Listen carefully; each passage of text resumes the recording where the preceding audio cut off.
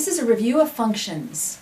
It's going to help us as we move forward and talk about some additional kinds of functions than we have done in the past.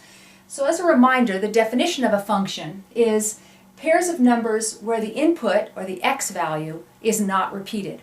So a function is two sets of numbers that have a relationship, but I can't repeat any of my x values. Now there's a couple of ways that we test a function. The first one you might remember is the vertical line test, where we use our hand or a piece of paper or something and check and see if, as I run along in a vertical line, do I hit more than one point on that relation? If I do, then it's not a function. Okay? So here I can see that I don't hit more than one point. It moves along, so this would be a function. The second way is we can actually check to see if our x values are repeated. So I have here some ordered pairs listed. 3, 2, 4, 2, 0, 3, 3, 1. Now, notice I don't care if the y values are repeated. I only care if the x values are repeated. So I see a 3, a 4, a 0, and a 3. This is not a function because those 3's are repeating.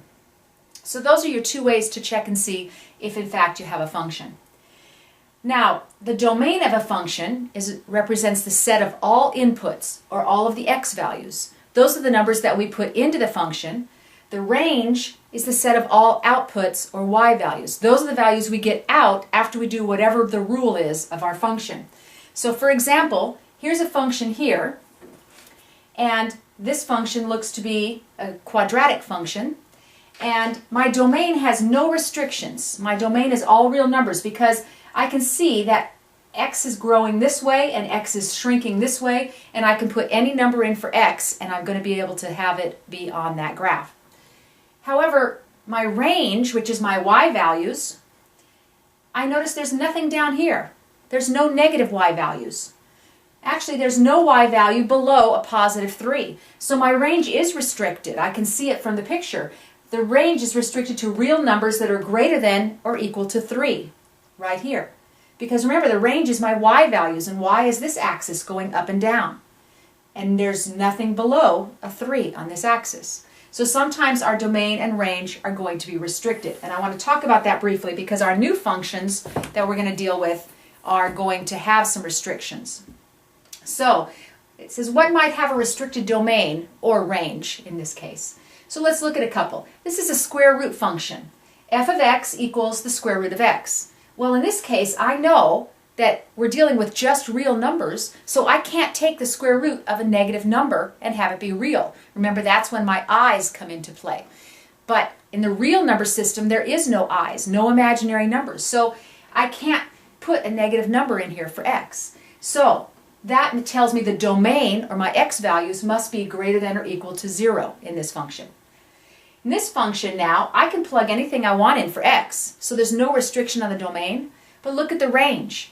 No matter what number I put in here, y, or f of x, which is y, will never be 0 or less.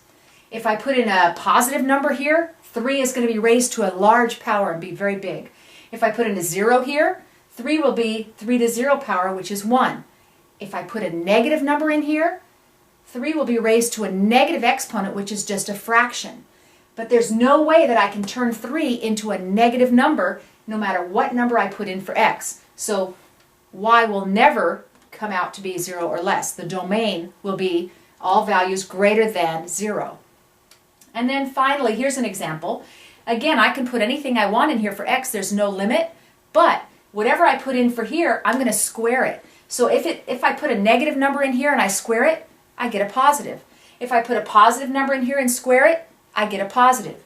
So, turns out, in this case, y would be any number that's not negative, or greater than or equal to 0.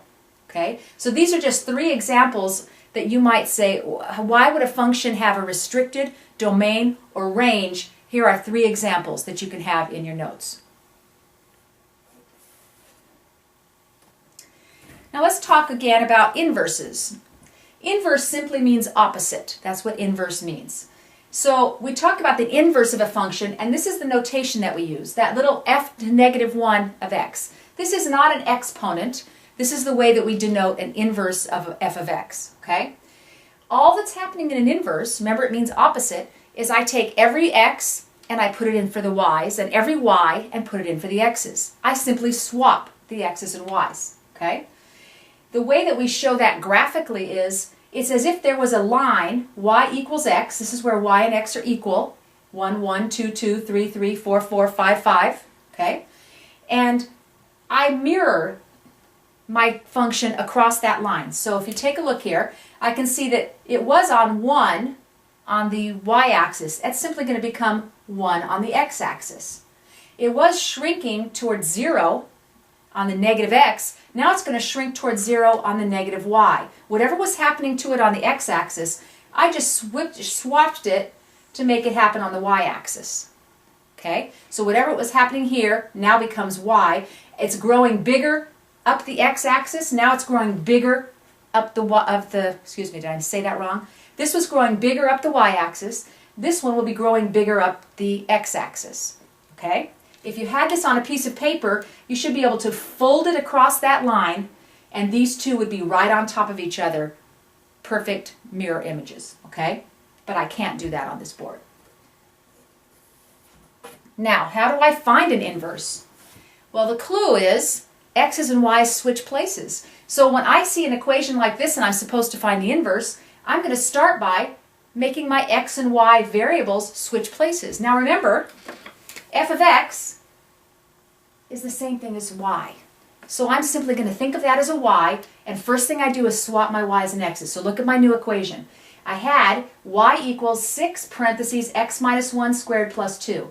Now I have x equals 6 parentheses y minus 1 squared plus 2. Only thing that changed was I took the x and made it a y. I took the y and made it an x. Boom, step 1. But you know your equation has to be a y equals, so I have to figure out a way to get y by itself. I have to undo all of these steps. So I'm going to start from the outside and work my way in. So the first thing I notice, I have a plus 2. So I decided to subtract 2 from both sides. So now I have x minus 2 equals this. And then I notice I have a squared, but I can't take the square root until it's all by itself. So I need to get rid of this. This is multiplication, so I divide both sides by 6. Boom, there it is. Now I'm finally down to the y minus 1 squared by itself. I can take the square root of both sides to solve this. Here's the square root of this side, here's the square root of this side, and I'm sure you can guess what the last step is. I added 1 to both sides. Now y is finally by itself, and this crazy looking thing down here is in fact the inverse. So I change out my y back again for f negative 1x. Remember, I started with f of x, so when I finish, I go ahead and replace that y with f negative 1x because this is the inverse. Okay? Make sure you have this in your notes if you don't know how to do this yet. Now let's make sure we know how to graph an inverse. I already mentioned to you that the magic line here is y equals x, and I'm going to swap my x's and y's. So here's a graph, randomly over here. I noticed on the y-axis it had a 5. So I plotted 5 on my x-axis. Remember, I'm swapping x and y. And over here on the x-axis it was a negative 4. I switched that to the y-axis and put my negative 4 here. So the last thing I want to do is say, well, it was growing, so now that means it was growing upwards. Now it's going to be growing this way. And it was going straight toward the line this way. It's going to go straight toward the line this way. And now this bows out, and it bows out. Okay? Obviously I did that without using any ordered pairs really, except for the 5 and the negative 4. If you had ordered pairs, simply flip the x and the y in the ordered pair and plot them. But I want you to see, once again, if I were to fold this across that line going straight down the diagonal of the axes, then I should end up with this on top of this, and this on top of this, and this on top of this. Because they are, in fact, all of my y's over here became x's when I came over here, and all of my x's over here became y's over here. Okay? Think about that. Make sure you have it. Oh, that's the end of this lesson. So, bring notes, bring thoughts, and come with questions that you might have on inverses and functions. So we'll move on from here.